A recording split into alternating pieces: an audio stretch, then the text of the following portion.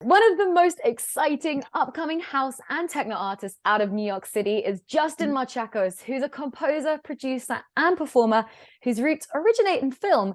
And he's here today to discuss all of this with us. Welcome to Grey Area. Thank you so much for giving your time up. What a pleasure it is to be here. So as mentioned, you kind of started your music career, so to say, in film. Can you tell us a little bit about this? How did you end up there, and what exactly did you work on? Yeah, there's a bunch of documentaries out there with my music on it, I guess. Maybe I made 7 different films, something along those lines. Wow. Yeah, mostly documentary, couple award-winning ones. Yeah, fun stuff. Making sort of traditional film score type music with a little bit of a different twist. Piano pieces, but ambient stuff, things inspired by Philip Glass, Aphex Twin, that kind of thing. So yeah, far less rules, I guess, than the music I'm making these days, which makes film music fun to do. But yeah, that's kind of where it came from. I was doing that for many years and making electronic music kind of on the side.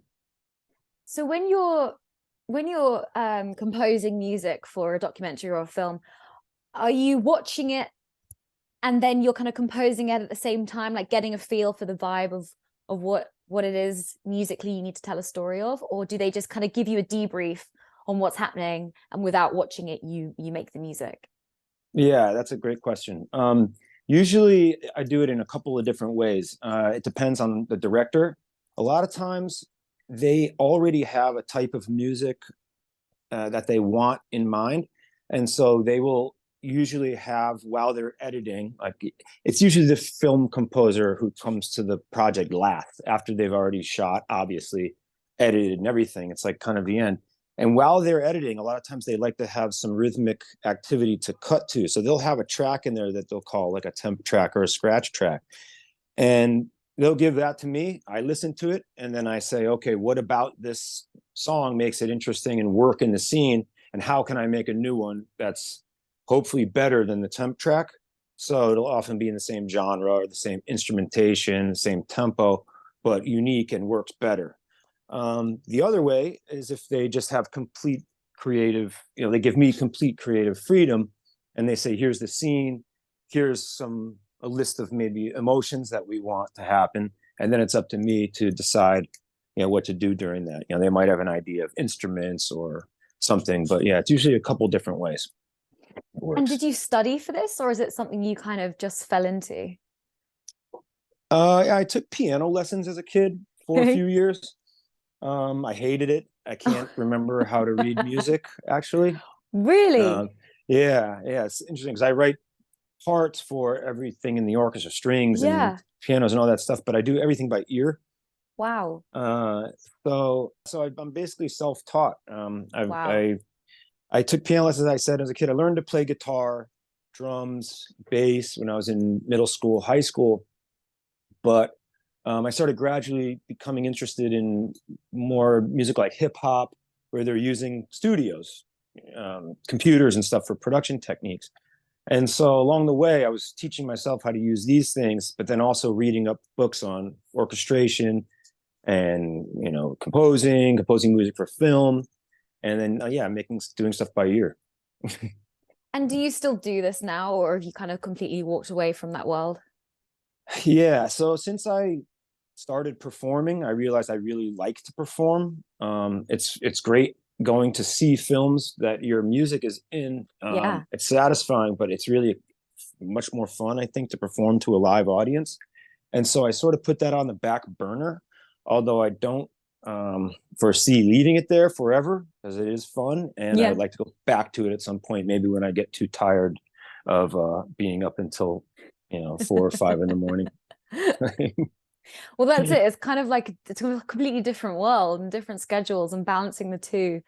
I think you kind of have to prioritize one or the other. You can't really keep them both going at an equal pace. It'll be interesting to see, how you tie them both in together. So what actually kind of how did you transition then from this film world into performing and kind of going down the electronic and house and techno route? Because to me, Yes. it seems like completely different worlds musically apart. Yeah, I guess, I was doing this stuff professionally, also making music for advertising and things like Mm. that. But I love making music, and not just as like a job, but also as a passion and as a hobby. So I was always making music on the side, but never with the idea that I was really going to actually perform. That's for sure. I was happy being a producer, but I was never planning on being a DJ or Yeah. performer. But I will tell you this. I mean, I guess I should tell you this story. I've told it before, but it's pretty interesting.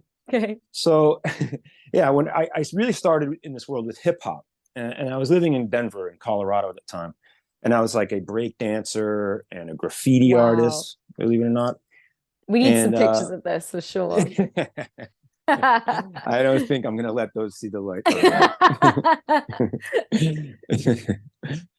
But yeah, I went to go see one of my heroes perform. It was a guy called DJ Premier. He's pretty widely regarded as probably the most influential producer in hip hop. And I went there as kind of like a young, skinny kid, Yeah. to see him play. And I was thinking about moving to New York at the time, to become a hip hop producer. And so at the end of his show, I got the balls to go up on stage and talk to him. Pretty much had everybody else has after everyone had left. And yeah, I went up on stage as he was winding up his cables, and I said, "Hey man, I'm a really big fan. Uh, can I ask you a question?" And he said, "Yeah, sure." I said, "I'm about to move to Brooklyn to become a hip hop producer. If you could give me one piece of advice, what would it be?" And there was a guy behind him actually that started laughing. He thought it was kind of a joke, but Premier didn't laugh.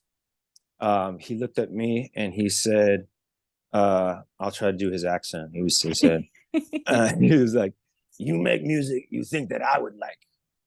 You make music that you think that I would actually listen to and play, but don't settle for anything less than that." And so I said, That was "Thanks, a brilliant man." voice, Yeah. by the way. And yeah, he's gonna laugh at that. So yeah, I shook his hand. I said, "Thank you for your advice." And so from that point on, every time I was in my music studio, I would think, would DJ Premier like this? Would he listen to this? And I'm working on some pretty shitty music at the time. I mean, really garbage. And so like I had to be honest with myself that no, he wouldn't like this. He wouldn't like this. Yeah. But then over time, as my taste in genres changed from different things, I kept what he said in the back of my head. So whoever my favorite producers or DJs were at the time, I say, would they like this? Would they play this? And so it kept me really focused on getting the music to a certain level, being honest with myself. And so, yeah, after 11 or 12 years of me doing this stuff on the side, along with the film score stuff, finally my music sort of got to the level enough that it could be signed. And I had an EP signed to Cityfox, which is a really big, amazing label that, Yeah. and an amazing production. Yeah, they signed me, and then they asked me to perform, and I had never performed at all before, even at a house party on New Year's. So it was a Cityfox New Year's 2014, 2015, and do a live set. So yeah, I never played before, and I had prepared over the course of a couple months, and it was the night before the show. Now I'm out having lunch in my neighborhood, and I see DJ Premier sitting at the other table. No way. That's the universe. Way. Synchronicities. So, yeah. So I tell my friends the story, and they're like, "Well, you got to go talk to him." So I said, "All right." And I walked over to his table and I said, "Hey man, I met you 11, 12 years ago in Colorado. You mind if I tell you a story?" And he was like, "Yeah, what's up?" I said, "I asked you a question. I said, I'm about to move to New York and become a hip hop producer. And I said, if you had one piece of advice for me, what would it be?" And he was like, "Yeah, that sounds kind of familiar." And I said, "You told me to make music that you think that I would like and that I would listen to, and not to settle for anything less than that." And he was like, yeah. And I said, yeah, well, let me tell you another story. I just got signed to one of the biggest labels in the world in house and techno. Not only that, but they've got me performing tomorrow, New Year's, at one of the best parties in the United States, definitely in New York. And if it wasn't for that advice that you gave me 11 or 12 years ago, there's no way that I would be where I am today. And Premiere was like, wow. It was amazing. So yeah, we exchanged phone numbers, That's and awesome. his studio is just like 3 or 4 blocks from my studio. Wow, We've cool. become great friends.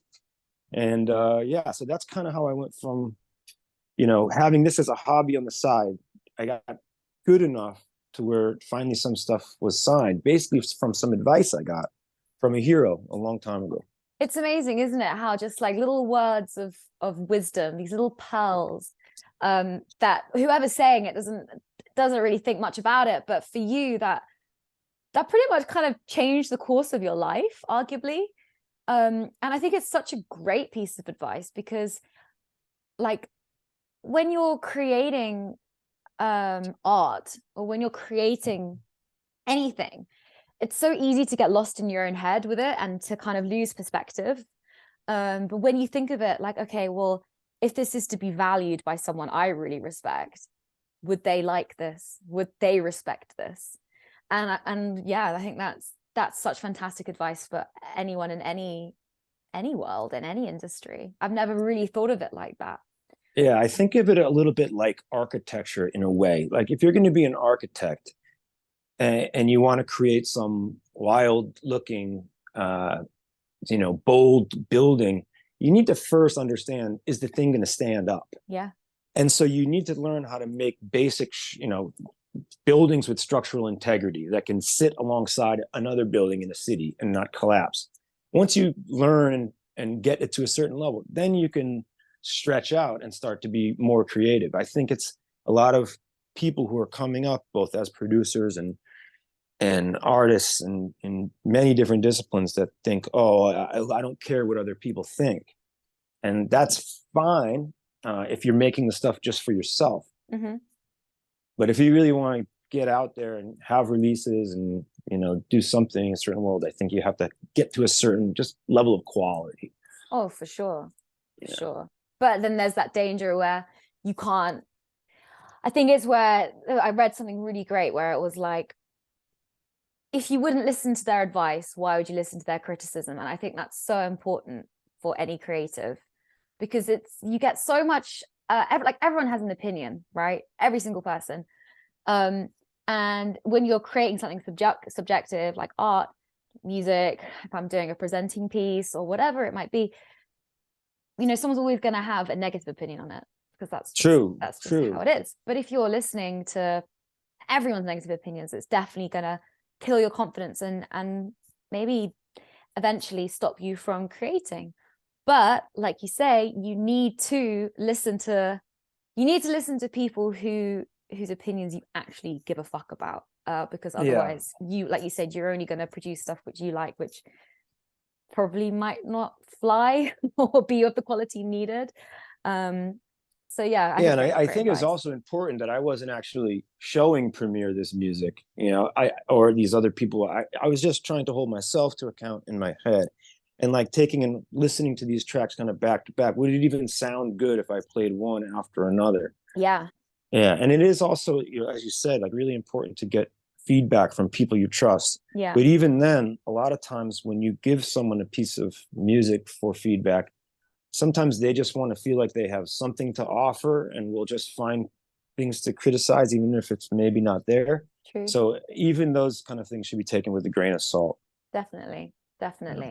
So aside from DJ Premier, who else has been your biggest influence in your career so far? And I mean, this could be anyone musically or not. Like this could be someone outside of the industry.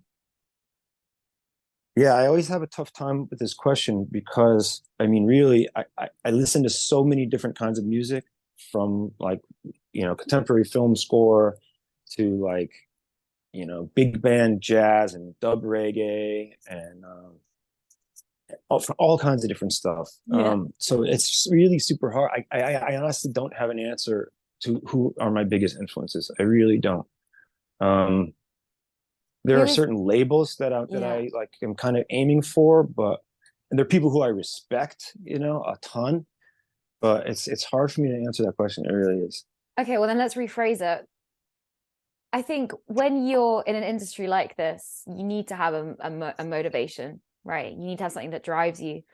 Otherwise, you probably wouldn't continue doing it because it's a hard industry to be in. So, what would you say is your biggest motivator? What drives you? What kind of gets you up out of bed in the morning and drives you to create and produce? Yeah, it's performing for sure. For sure. Because, like a lot of people were making a lot of productions during the pandemic. But I lost all my motivation during that time because I couldn't imagine performing. Yeah. I didn't know if anybody was ever going to perform again. Sometimes I'll get back from a gig or a show and I can still see, the lights and, feel the sound. And that's when I make some of my best music because I'm putting myself back in that space. But if I can't imagine the space, then I have a hard time That's so coming up with it. interesting. What is it about performing that you love so much? Um, so yeah, I'm not like a huge fan of public speaking. Like this is not the most fun thing for me in the world, but I love Sorry. but I really do love communicating with people through my music. Now, as you know, I'm not a DJ at all. Every bit of music that I play and perform is all my own. Every single drum sound, every single thing. And while there are a lot of live sets like mine that are really freestyled, with a lot of machines, um, I actually prepare pretty much the entire thing from start to finish and practice it and create like a real story, start to finish. So I know how it's going to go. I, of course, have different areas where I can go in different directions if I want, but I've got it pretty much planned out. And so I enjoy the watching everyone, get involved in my story from start to finish. I mean, Mm. and me going on the same journey too, because I'm making the music that's my favorite music.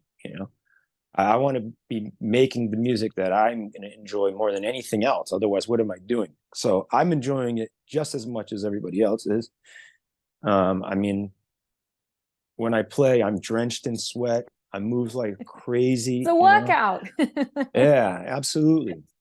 Yeah, there are other people also who do live sets like me, but they sort of play the same set every single time. And Yeah. I don't do that either. I never play the same way twice ever. I always create and prepare a brand new thing every time.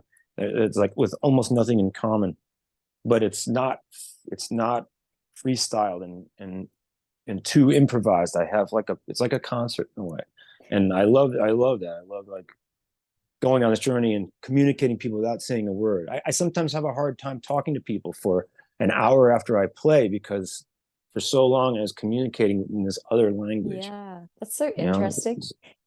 Do you think your career in composing film music and documentaries has had an influence on how you play music now when you perform? oh, absolutely. Yeah. It's impossible to separate them. Yeah. Impossible. Yeah.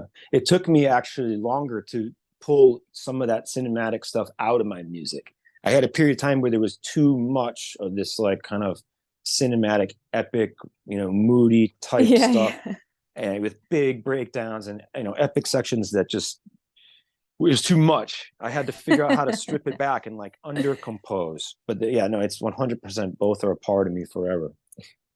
And how did you find out that you enjoy performing? Like what was it? What was your first ever time performing?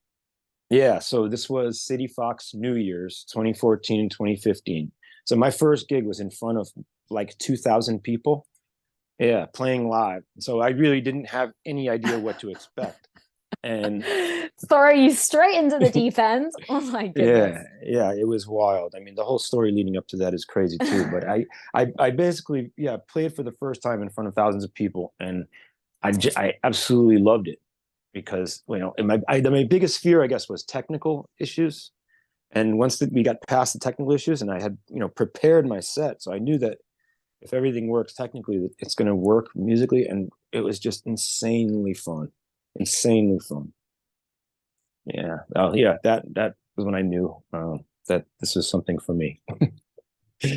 So do you have any exciting releases coming up? Is there anything that you can tell us regarding what you're going to be dropping next?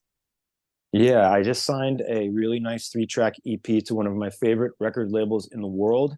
I'm extremely happy about this. The only Wow. thing is, like with most big record labels, there's a little bit of a wait time before it's going to come out, and I don't Yeah. think I'm supposed to say anything yet, unfortunately. That's so annoying, but yeah, Eh, completely it's going to respect be it. it's going to be in a little while. I've got another single. It's a collab coming up in about a month. Can you say with who? That one it's the same kind of thing. We didn't. I think the label's the one that's kind of supposed to announce it. It's at the same embargoed. time. So almost, yeah. But these are cool labels, definitely. And what about any live performances? Where can we see you next? Sure, I think I could probably say this, but I'll be playing on March 4th with Desert Hearts and Desert Hearts Black, Superior Ingredients in New York. And yeah, I wonder if I can announce May. Anyway, the next one's going to be March. But you're based in New York, right? I am, yes. And do you have a residency anywhere in New York? Yeah, I've been a part of Cityfox since 2014 and 2015 as a regular artist. Haven't played with them since Cityfox Live now 2020, so we'll see what happens with that. But yeah, I'm kind of a lone wolf in my world. Yeah. I think that's And yeah, as a live performer too, I don't like to play too often. I'm not a DJ, so I'm not just throwing a USB in. It's quite a thing. It's been all this gear with me. Yeah, stage. From how you've explained your performances, it sounds like it definitely takes a lot of energy out of you, right? Yeah, it does. Like for weeks leading up and on the night itself. Yeah. Do you get nervous before you perform? I do. I feel like I always describe, like I feel kind of like a bomb that's about to go off. It's not really like fear, but it's like a kind of anxious anxiety type energy. But it's typically anything that I'm nervous about. Like I said, is usually technical issues. I get worried about technical stuff because I have a lot of gear. It's all plugged in different ways, and so that always freaks me out. Once the music starts, it all No goes drinks away. anywhere. I know. Oh my God, it happens all the time. Yeah, I bet. And what about your future plans? Like, you've obviously had an incredible musical career up until this point, and it kind of feels like everything that you've done up until now has kind of been building up to what is happening now and what's going to happen this year. So 5 years time, what is an ideal situation for you? Yeah, I mean, I really like where I am, but I'm looking forward to seeing what happens after I get these next few big releases. Just making it easier to travel and do gigs wherever. Um, Being able to pick and choose what I want to do and what I don't want to do, and also kind of just make more bold music, like the same way I described this, like idea of cityscape and architecture. I want to keep pushing the envelope of like boldness, making big, bold, memorable tracks that kind of stand the test of time, that aren't too trendy. There's a lot of trends in our music that everybody kind of gets like drawn to, but I think you got to be careful with that. And so yeah, really just exploring more of pushing the envelope with boldness and creativity. And I had a really important question. I just had a mind blank. I'm so sorry. So somebody was just trying to call me. Oh, turn that off. I think that's what threw me off. No, I was going to ask you. You said about how you're happy with where you are, but you're hoping that it's going to take you, with this what's coming up this year. You're hoping you're going to be able to travel more and choose where you get to play. Is there anywhere around the world, any big events or festivals or countries even that are completely on your bucket list and you would absolutely love to perform at? Yeah, I mean, I've been told by a lot of people that they would like me in Argentina a lot. Oh wow, okay. Yeah, the scene down there is like, kind of progressive, and they have got a great crowd. I'd love to get down there. And I always love playing in Germany. I play in Berlin pretty often. I would love to play at this is the festival in Barcelona. I think it's Sonar. Yes, yeah. Yeah, I'd love to do that. And at ADE, Yep. I haven't even been to that yet. Everybody says this is amazing. Yeah. Some of the other European festivals like Garbage or Fusion would be fun. Yeah, see what happens. Well, I think they're all definitely very achievable. And so I look forward to seeing your name on the headline coming up. I appreciate that. On the lineups. Okay, Justin. Well, thank you so much for chatting with me today. It's been great hearing about you and your story, and sounds like there's a lot of really exciting things coming up. Yeah, it's been a pleasure. Nice to meet you. You too.